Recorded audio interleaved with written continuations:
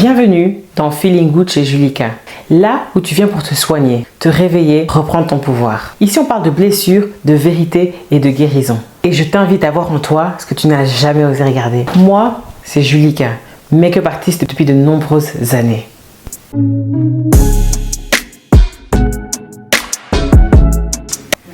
Pendant des années, j'ai un petit peu vécu comme ça. J'avais des choses à dire que j'ai enfouies en moi, des choses que j'ai vécues sur lesquelles j'ai pas vraiment mis de mots. En fait, je ne savais pas comment vraiment sortir les choses. Des pensées, des douleurs, des expériences négatives, des vérités que je gardais en moi. Et c'est comme si je portais un poids que personne ne voyait en fait, sauf moi. Tu sais, parfois tu avances, tu fais semblant, tu souris, tu te dis ça va, mais en fait à l'intérieur ça va pas vraiment. Tu mets une sorte de couvercle sur ce qui te fait vraiment mal en fait. Tu occultes la réalité des choses.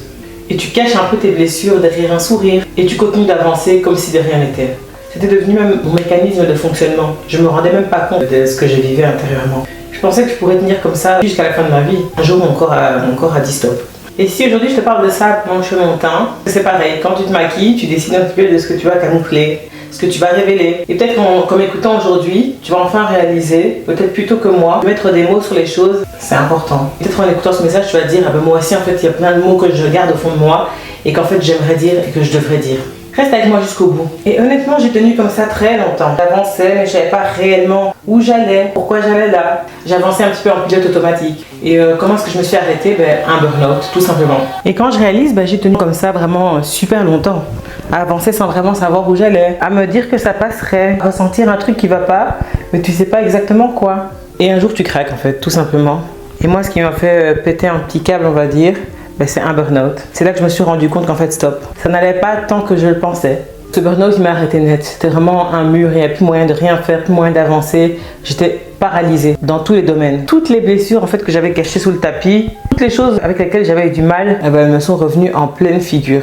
Comme pour me dire, tu pensais que tu avais oublié, tu pensais que tu étais passé à autre chose, mais en fait pas du tout. Le plus dur, c'est même pas de tomber. Tomber, ça peut arriver à n'importe qui. Ce qu'il y a de vraiment dur, c'est de comprendre ce qui t'arrive en fait. Comprendre le mal qui t'habite, surtout si tu n'as pas eu un événement négatif en particulier dans les moments qui ont suivi le burn-out, c'est de vraiment comprendre qu'est-ce qui se passe en moi. Ça, c'est la grosse difficulté. Et en fait, le burn-out, ça a été le début de ma vérité. Parce que ça m'a forcé à regarder ma vie en face, à m'arrêter pour repartir à zéro, repartir de manière beaucoup plus saine. Tant que tu ne mets pas de mots clairs sur ce que tu vis, sur ce que tu as vécu, tu ne peux pas guérir en fait, c'est impossible. Tant que tu n'as pas identifié clairement, là, j'ai vécu ça, ça m'a fait mal et voilà, je veux guérir maintenant. Tant que tu n'as pas fait ce travail, c'est compliqué. Et tu vas revivre à chaque fois les mêmes choses encore et encore. Et tu es susceptible de faire les mêmes erreurs encore et encore. Et si aujourd'hui tu ressens ça, dis-toi que tu n'es pas la seule. On est vraiment nombreuses. Depuis que j'en parle, je me rends compte que je suis vraiment pas la seule. Ça m'est arrivé et c'est peut-être ton signal maintenant de mettre des mots, toi aussi, sur ce qui t'est arrivé. Le plus dur dans tout ça, c'est que malgré tout ce qui s'était passé, j'avançais. Mais en fait, j'avançais totalement dans le flou. Je voyais pas clair dans ma vie. Je faisais les choses que j'étais censée devoir faire. Je cochais toutes les cases. Mais j'avais quand même ce petit mal-être en fait que je tirais avec moi partout. Et tu souris à tes proches, tu dis que tout va bien, tu te dis que tout va bien, tu te convaincs que tout va bien. Mais quand tu fermes la porte et quand tu te retrouves seule, t'as cette espèce de vide qui part pas et qui est toujours là. Et un jour, tu te réveilles et tu réalises que ça fait des mois, des années que tu fais semblant. Tu fais semblant d'aller bien, tu vois. C'est comme si tu maquilles un bleu sans le soigner. Et ça cache la trace, mais ça guérit pas réellement le bleu. Tu vois, tu l'as juste camouflé. Et moi, ce flou, je l'ai nourri pendant tellement longtemps où je me disais, allez, tant que j'avance, tant que je vais de l'avant, c'est bon. Mais tu avances dans le brouillard et tu tournes en rond. Et puis, un jour, tu craques. Et si tu te reconnais dans ce que je dis, sache que ce moment où tu craques, c'est pas une faiblesse. C'est ton âme qui te dit, maintenant, tu vas affronter. Maintenant, tu me regardes bien en face. Et ce flou devient plus clair quand tu te dis, ok, j'ai mal là, là et là. Et quand tu mets des mots, tu regardes droit dans cette brume-là, dans ce flou, et tu te dis, je veux voir clair et je ne veux plus me perdre dans cette brume. Et toi, est-ce que tu marches dans le flou en ce moment? Pose-toi la question pendant que tu écoutes ce talk. Parce que plus tu poses des questions à toi-même, plus tu te retrouves, plus tu y vois clair.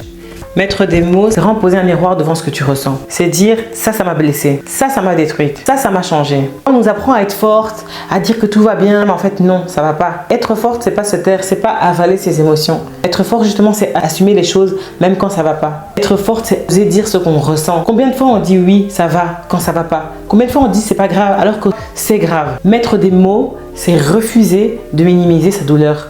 Personnellement, j'ai appris à grandir en minimisant ma douleur. J'ai décidé de ne plus jamais faire ça. Parce que je ne veux plus porter ce fardeau-là. Et dire à haute voix, je mérite d'être entendue et même par moi-même. Parce que les mots, c'est important de se le dire à soi-même. S'avouer les choses à soi-même avant tout. Et depuis que je mets des mots sur ce que je ressens, je marche plus dans le brouillard, je vais vivre clairement mieux. Chaque choix que je fais dans ma vie, c'est dorénavant aligné. C'est-à-dire que je vais plus là où j'ai pas envie d'aller. Je reste plus avec quelqu'un avec qui j'ai pas envie de rester. Quand quelqu'un agit de manière négative envers moi, je reste pas et je regrette pas. J'avance droit devant.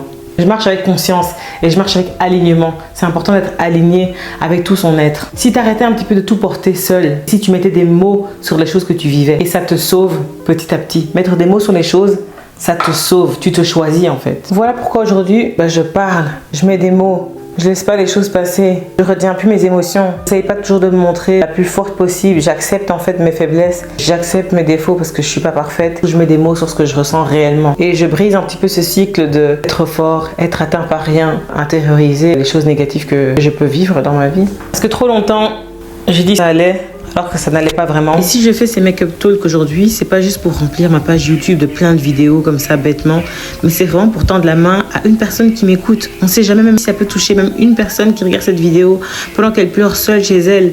La personne qui se dit allez, moi aussi je veux guérir. Ces mots, ce sont vraiment mes cicatrices, ça me permet d'aller mieux. Mon maquillage c'est mon art, mais mes mots c'est ma vérité et maintenant il est temps de les affronter. Peut-être que ces mots aussi, mes mots vont ouvrir les tiens. Peut-être que ça va débloquer quelque chose en toi. Peut-être que tu diras à quelqu'un ou à toi-même, ça je l'ai porté trop longtemps et aujourd'hui je le dis. Et si toi aussi tu avances un petit peu de manière floue, que tu avances, que tu trouves pas les mots, que tu me promettes un truc, cherche-les ces mots.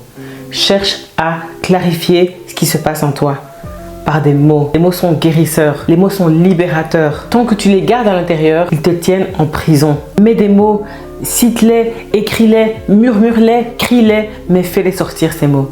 Parce qu'en disant ce que tu ressens, tu reprends le pouvoir sur ton histoire. Et ça, personne ne pourra te l'enlever. Tu ne peux pas guérir ce que tu refuses de nommer. Tu ne peux pas construire demain si tu ignores ce qui s'est passé hier. Surtout ce que hier a laissé en toi. Alors aujourd'hui, élève la voix et libère-toi. Merci de m'avoir écouté. Et souviens-toi d'une chose, ta vérité mérite d'être dite. Si ce talk a résonné en toi, si ce talk t'a parlé, like mon post, commente mon post, abonne-toi, partage-le à quelqu'un qui est concerné. Et on se retrouve la semaine prochaine pour un nouveau Make-up Talk. Bye bye.